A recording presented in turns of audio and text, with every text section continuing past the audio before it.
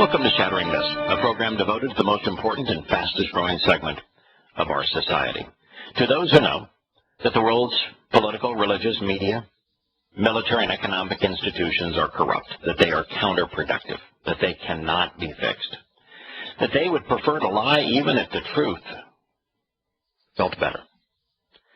Our mission, therefore, is to know who is working against our interests, why they are doing so, how they are doing so.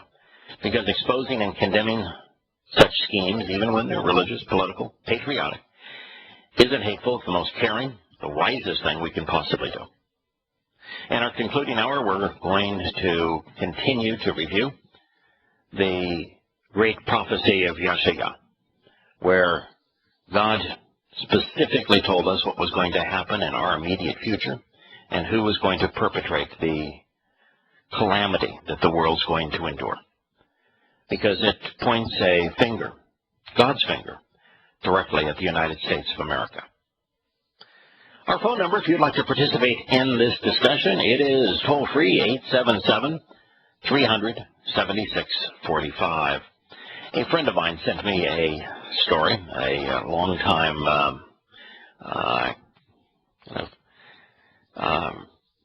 individual the person that sent me the story that I've worked with for a very long time. He now is the administrator of the Yahowah forum. He has translated very substantial amounts of the Torah.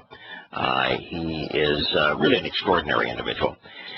He co-hosts the Friday Shabbat evening show with me as well. And at least once or twice a week, he'll send me a link which has interesting material. This one was no exception. I'm going to read from Wikipedia because this is the link that he sent me. Lavina Johnson, who was born on July 27th, 1985.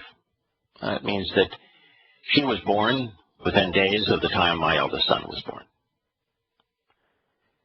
She died, actually she was killed, on July 19th, 2005. At the time, she was a private first class in the United States Army. Her death, the Army officially ruled, was a suicide. But it has attracted international attention.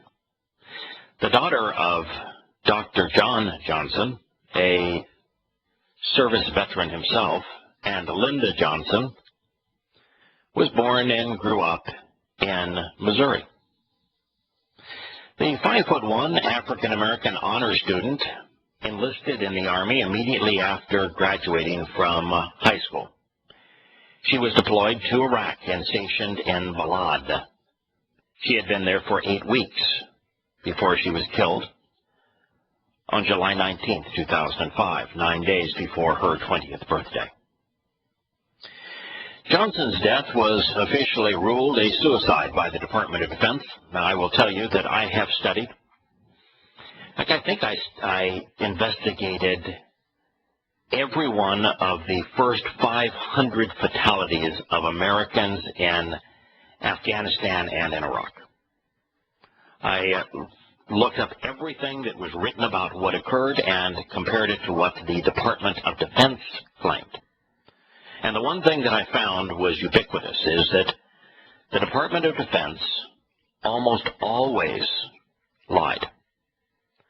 That they created a scenario that made the individual appear as if they lost their lives fighting an enemy army and that it was a great act of heroism, when the truth was nowhere close to that. It was almost always a direct result of either the officers in the Army sending an individual into a situation that was almost certain to get them killed, a issue of friendly fire where Americans killed their own, or it was an accident where just a series of mishaps led to the individual's death. But the circumstances were always, almost universally, misrepresented by the military And, the family members actually wanted to know the truth. And even if the truth didn't sound good, they wanted to know the truth. These were their sons and daughters. They wanted to know the truth. And as they investigated, the U.S. military was always the one who was caught lying. Now, that's the case here. Her death was ruled a suicide by the Department of Defense. It's not remotely possible. Her father became suspicious. Her father's a doctor. He became suspicious when he saw her body in the funeral home. And he decided to investigate. The Army initially refused to release information. That's the Army way. Oh, no, it's a secret. Can't tell you that. People will die if you know our secrets. But under the Freedom of Information Act, after Representative William Clay raised questions about it at a congressional hearing during the congressional hearing over the Department of Defense's deliberate lies over Pat Tillman's death, information was forcibly released. The autopsy report and photographs revealed that Johnson had a broken nose. Don't often get a broken nose in a suicide. That's an extraordinarily painful thing that does not lead to death. No one breaks their nose when committing suicide. She had a black eye. It's really hard to give yourself a black eye. Her teeth were knocked out. She had burns from a corrosive chemical all over her genitals. And the gunshot wound was completely inconsistent with suicide. Several reports have suspected that the chemical burns were in a desperate attempt to destroy DNA evidence of rape. A spokesperson from the House Armed Services Committee said in June 2008 that the committee was looking into Johnson's death, but they were not willing to commit to a formal investigation. Christopher Gray, Chief of Public Affairs for the U.S. Criminal Investigation Command for the Army, has said that the case remains closed as far as they're concerned. But a documentary film about Lavina Johnson's family struggle for justice was made in 2010. It's called The Silent Truth. On July 19, 2011, the criminal justice students in the Cold Case Investigation Research Institute, run as a student club by 3 universities, selected Johnson's case as their case for investigation. They tried to reconstruct the crime scene to shed light on this case, and their endeavor to do so has attracted worldwide attention to what happened to this 19-year-old victim of the U.S. military. Thought I would share that with you. There is related news. This was from the BBC this morning. Washington is the dateline. Reports of sexual assaults by members of the military rose 50% after the Pentagon began a vigorous campaign to get more victims to come forward, prompting defense officials to order a greater focus on prevention programs, including plans to review alcohol sales and policies. The reporting increased 50%. Now, it's already epidemic in the U.S. military. So reporting of sexual assaults rose 50%. The Army is celebrating that. They think that's really good. But officials are still unhappy with the low numbers of male victims who have reported sexual assault. And they say that there will be greater emphasis in the months ahead of getting men to come forward and seek help. Final data obtained by the Associated Press show that about 14% of the reports filed last year involve male victims.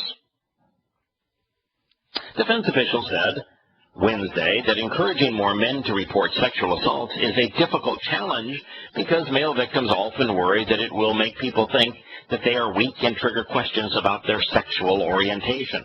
In most cases, however, sexual orientation has nothing to do with the assaults, and it's more an issue of power or abuse. Can you imagine? You're the U.S. military and say, boy, now, this is proof. We're going to have a report to Congress. We're telling the media, boy, are we doing our job. We're getting an increase in the number of sexual assaults that are being reported, a 50% increase. And I think that's good.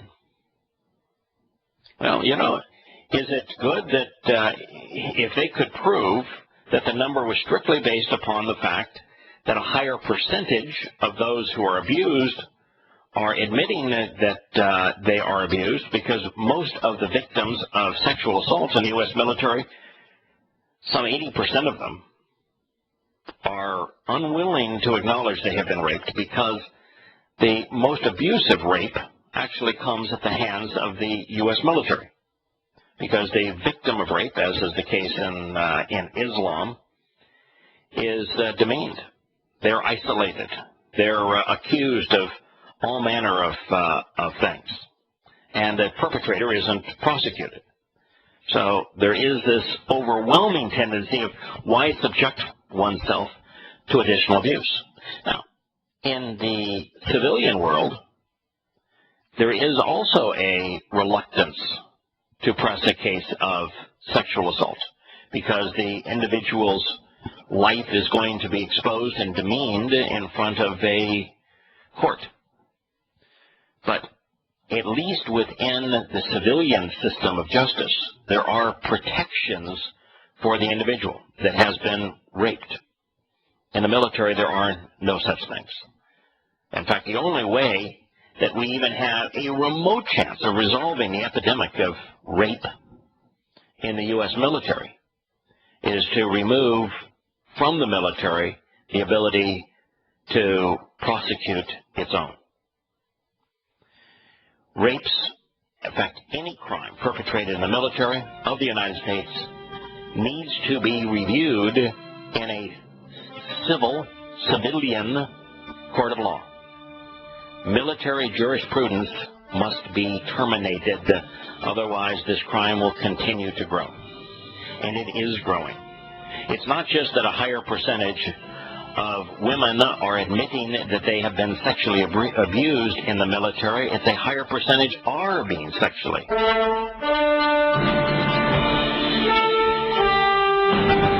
I wanted to share this concluding comment with you regarding sexual abuse in the U.S. military.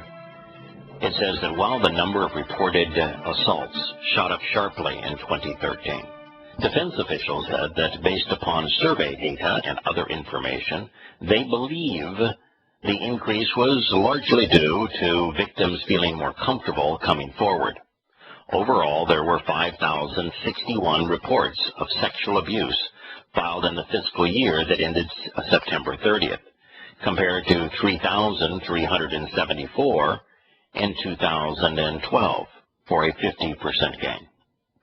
It's pretty hard to imagine that a 50% gain in the reports of sexual abuse could be celebrated by any organization, and yet the U.S. military is doing so.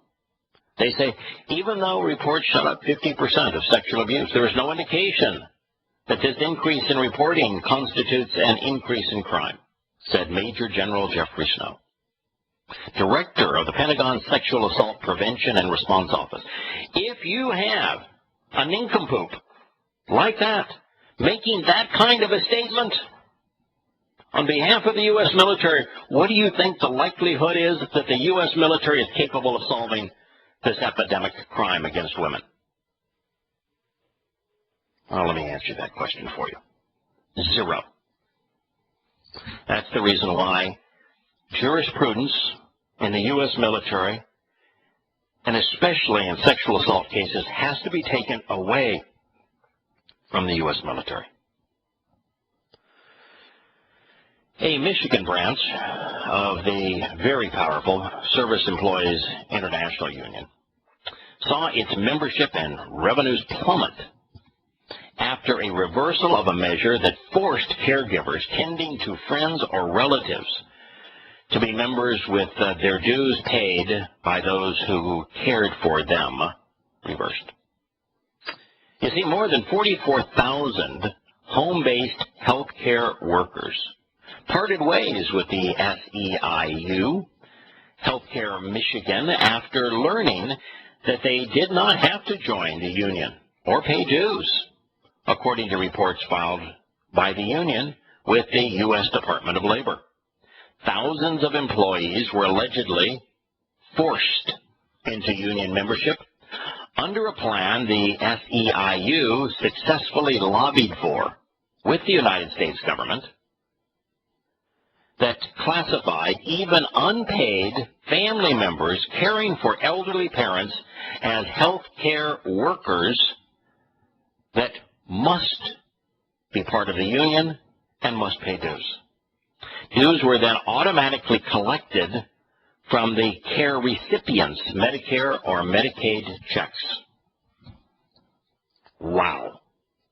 And you want to know why healthcare is out of whack in America? This disgusting SEIU union, one of the largest in America, confiscated money from Medicare and Medicaid, U.S. taxpayer money, to pay dues for individuals who were family members taking care of their own family. Counted them as members of their union and confiscated the money.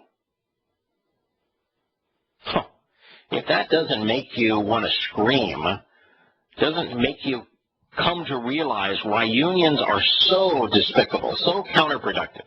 When people have the option of choosing whether they wish to be part of a union or not, most often they choose or not. And what has happened across the country is that unions recognize this. That's why their membership is plummeting in the private sector. They only are able to maintain union membership numbers that are reasonable in the public sector and for government jobs where they ought not even be allowed to be part of unions. If you're going to work for the government, you ought not have a union. But when people have the choice in a right-to-work state, they usually vote opposed in opposition to unions. So the unions, along with liberal government politicians, have connived a system which forces membership, which forces dues. And the dues, of course, are spent trying to reelect and to fill Congress and the White House with pro-union politicians. So the pro-union politicians grant the union all sorts of concessions because it's the unions that pay for their reelection. That's why the government is broken. And it's why we find so many states on the brink of bankruptcy, because of the high pensions, cost of pensions and retirement plans and upkeep, the feeding of unions, which have dominated state and local public jobs and have now priced themselves into a position that they are vastly more expensive than private sector employees.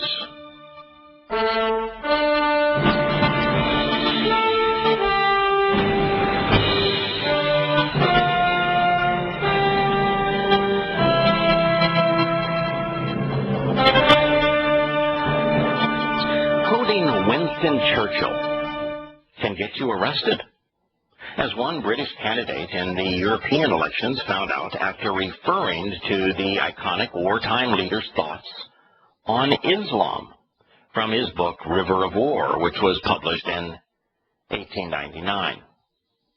The book chronicles young Churchill's service in the Sudan at a time of Anglo-Egyptian reconquest, and the passage deals with his observations regarding Islam. Now, mind you, he was in the Sudan in 1899. Mind you, that in the late 1900s, the Islamic government of the Sudan, in genocidal rage, murdered between 2.5 and 3 million African Christians and African animists. In other words, Churchill was right. The book, as I say, chronicles that time in Churchill's life. But the passage that was quoted that has the danger of landing the Liberty GP Party chairman Paul Winston in prison for 2 years is been proven to be true. And so here's a party chairman of a Great Britain political party, Paul Winston. He's risking 2 years in prison. He has been arrested for citing a line that has been proven to be true as it relates to a book written by Winston Churchill. Winston, Weston, I should say, a candidate in the European elections in the southeast, addressed the public in Hampshire on Saturday, speaking through a megaphone, letting loose on Muslims for their improvident habits, slovenly systems of agriculture, sluggish methods of commerce, and insecurity of property, which exist wherever the followers of the prophet rule or live. Now, let's look at this. Improvident habits. Muslims have habits that are by any standard inappropriate. Like, one of their habits is they mutilate their children, their little girls.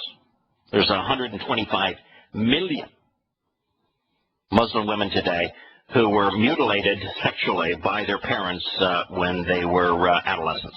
I would say that's an improper habit. The fact that Muslims commit 99% of the world's terrorist acts today, I would call that an improvident habit, wouldn't you? I mean, they habitually commit 99% of the world's terrorist acts. That's a fair assessment. Their systems of agriculture. Do you know that almost every Islamic country is an importer of food? They're not exporters. And if you compare, we have one place where we can actually compare a Muslim husbandry to a non-Muslim, and that would be in the West Bank of Israel. And it's one of the reasons why Muslims want to confiscate it so badly is because in the West Bank you have a side-by-side comparison of farms run by Jews and farms run by Muslims. And the productivity variance is extreme. You know, Israel prior to 1948 was just a wasteland. But since non-Muslims have returned, Jews, to the land, it has become a huge exporter of food.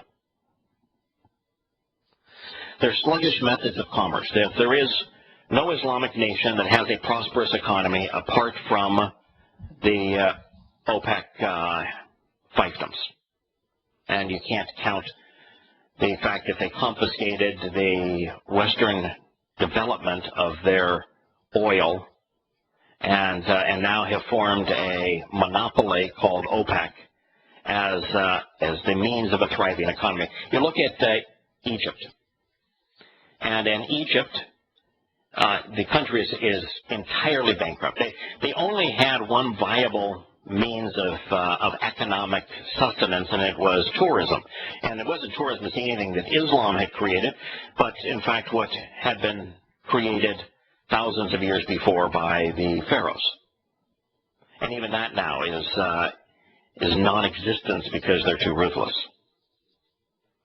And so there isn't an economically prosperous Islamic country apart from OPEC. So his statement there is true.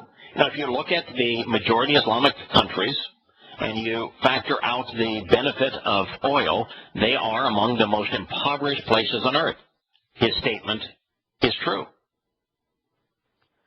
The insecurity of property. The reason that property rights are insecure in an Islamic country is because of the fact that their countries are based upon Sharia law. And in Sharia, you're based your legal system on the most disingenuous, the most sexually perverted, the most vicious terrorist who ever lived.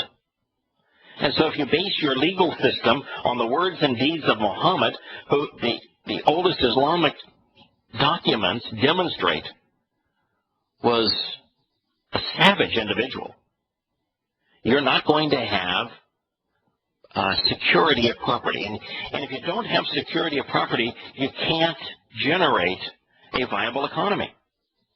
No one is going to be willing to invest their money and invest their energy to build a business if there isn't a reasonable chance that their investment of money and effort will produce a benefit. And in a country where the rule of law doesn't prevail, that doesn't exist. And so Muslims, right from the beginning, in fact, if you read the hadith, what you find is that Muslims never worked.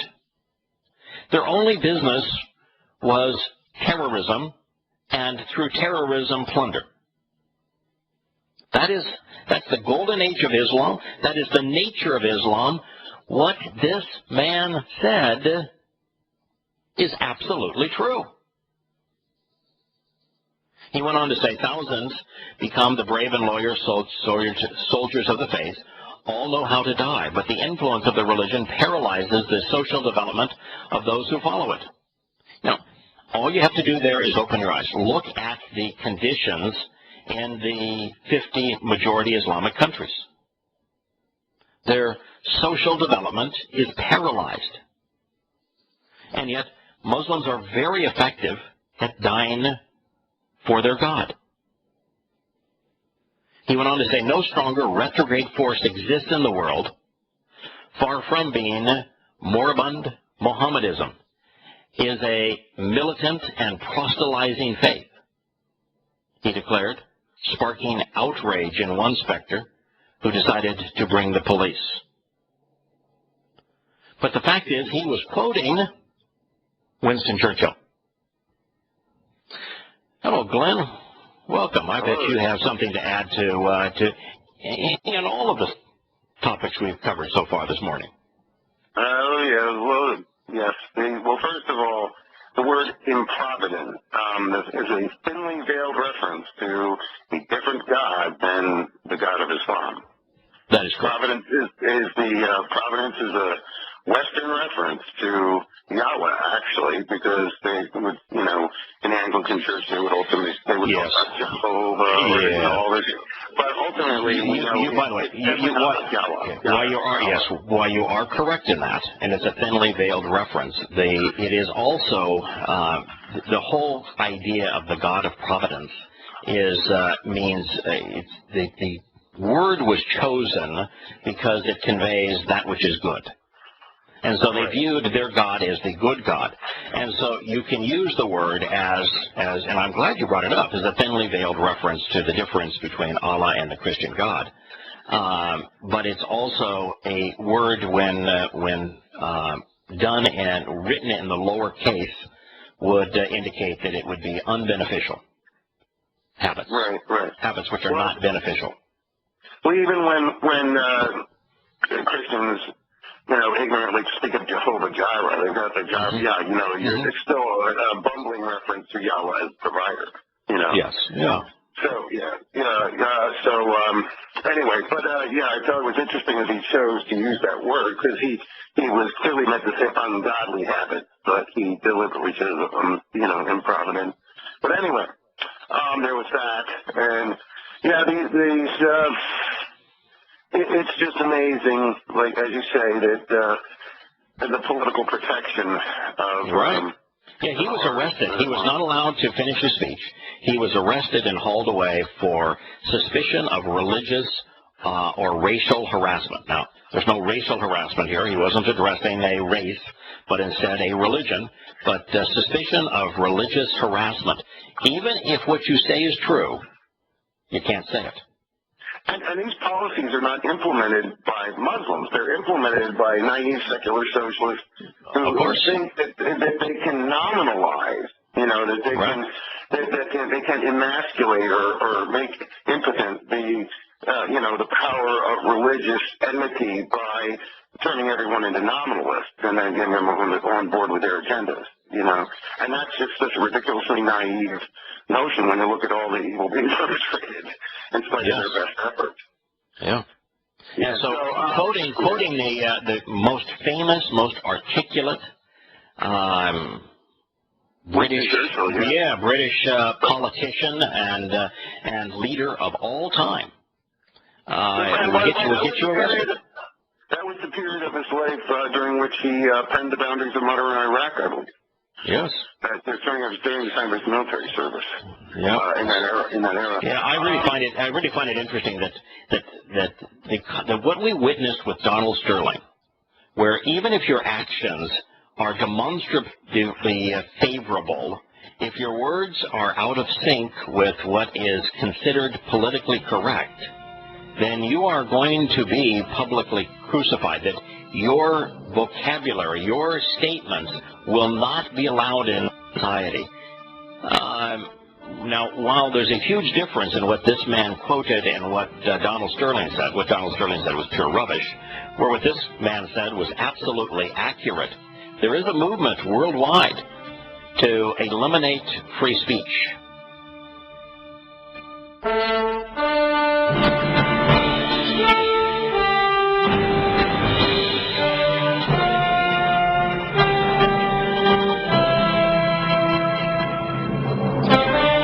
Welcome back to Shattering Myths. We are going to move on here to a new topic. It is one that I think many of us have anticipated for some time. Glenn, you are in the business, and you will be able to say much more about this than I can, although I had a lengthy discussion with my son yesterday about this particular topic. He is finishing his PhD in organic chemistry, cancer research currently. Here's the story. Resistance to antibiotics poses a major global threat to public health, says a new report by the World Health Organization, WHO. It analyzed data from 114 countries and said that resistance was happening now in every region of the world.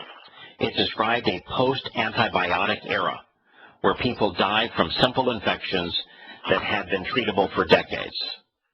There were likely to be devastating implications unless significant actions is taken urgently, the report says. That goes on, but before I continue with it, have you experienced this in hospitals and healthcare facilities that you worked in the East, Glenn? Oh, sure. The MRSA is the big one that people know about right now, but there are others. There's MRSA is methicillin-resistant Staphylococcus aureus. Right. And another well-known one is vancomycin-resistant Enterococcus, CRE, though that's less heard of. And then, like the staph infection which was so prevalent in hospitals, was the first, at least, to get America's attention. But and that's why I recognize you bring that up. But what this is saying, Glenn, is that in the rest of the world, the problem is that there are now scores of infections that are now immune to antibiotics. Right. And I would think that there's, a number of things going on. We're tending to strain at gnats and swallow camels or catch up on really old topics. There are a lot of things going on here. The public is just barely getting the gist of. Humanity has been, the microbial world has always been at war with humanity, if you think about it. And that's why God gave us immune systems, to fight this those things. But now, don't forget, man has recruited mercenaries from the microbial world to use his, biological weapons. So this doesn't even mention that. So, and you don't hear much of anything about the SARS epidemic when they're spreading rapidly in Saudi Arabia right now.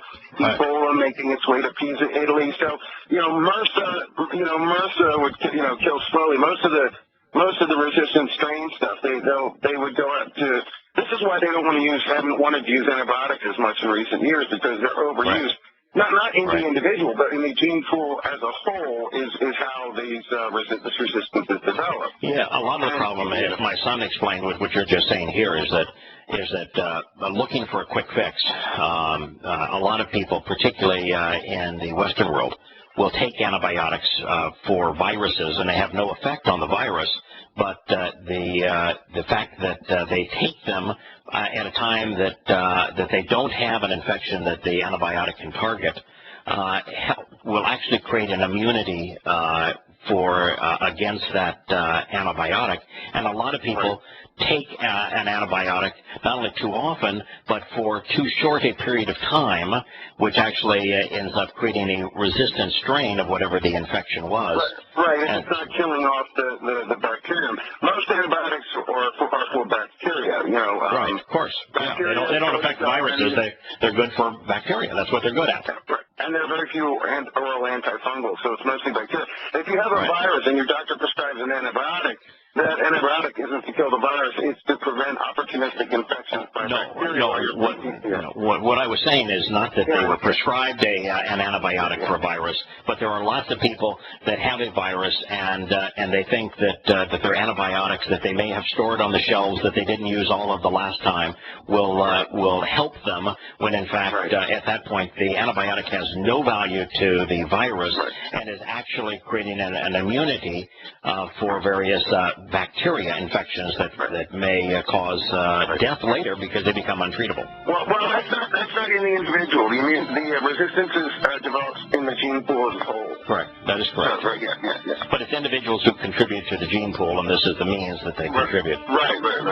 Yeah. We'll return on this topic when Shattering Myths continues, because the World Health Organization is saying that this could be the single greatest threat to humankind as we sit here at this moment. We'll be back.